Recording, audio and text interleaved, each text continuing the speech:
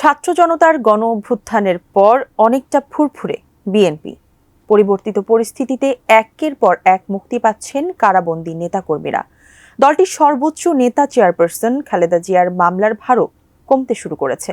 সেই ধারাবাহিকতায় মঙ্গলবারও একটি সুখবর পেলেন খালেদা জিয়া। কি সেই সুখবর জানাচ্ছেন সহকর্মী শাহাদাত রিফাত।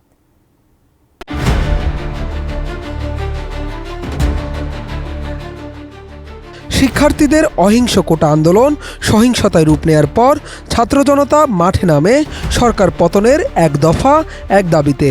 ৫ আগস্ট পদত্যাগ করতে বাধ্য হন সাবেক প্রধানমন্ত্রী শেখ হাসিনা। এরপর দেশ ছেড়ে পালিয়ে অবস্থান নেন ভারতে। শেখ হাসিনা সরকারের পতনের পর মাঠে বেশ সক্রিয় বিএনপি, জামাত সহ আওয়ামী বিরোধী দলগুলো। এমন পরিস্থিতিতে একের পর এক মুক্তি পাচ্ছেন কারাবন্দী নেতাকর্মীরা। সাজা মওকুফের পাশাপাশি বিএনপি চেয়ারপারসন খালেদা জিয়ার মামলার ভারও কমতে শুরু করেছে। এর মধ্যে মঙ্গলবার বিগত সরকারের আমলে করা মানহানির ৫ মামলা থেকে খালাস পেয়েছেন খালেদা জিয়া। এর আগে সাজাপ্রাপ্ত ২ মামলা থেকেও রাষ্ট্রপতির নির্বাহী আদেশে মুক্তি দেওয়া হয় বিএনপি চেয়ারপারসনকে। মঙ্গলবার খালাস পাওয়া ৫টি মামলার মধ্যে ঢাকার অতিরিক্ত চিফ মেট্রোপলিটন ম্যাজিস্ট্রেট মাহবুবুল হকের আদালত ৪টি এবং অতিরিক্ত চিফ মেট্রোপলিটন ম্যাজিস্ট্রেট তোফাজ্জল হোসেনের আদালত ১টি মামলা খারিজ করে তাকে খালাসের আদেশ দেন। এদিন মামলাগুলো শুনানির জন্য ছিল, তবে মামলার বাদীরা আদালতে হাজির হননি।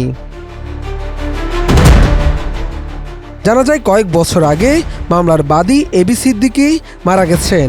এ অবস্থায় খালেদা জিয়াকে মামলা থেকে খালাসের আবেদন করেন তার আইনজীবী মাসুদ আহমেদ তালুকদার ও সৈয়দ জয়নাল আবেদিন মেজবা।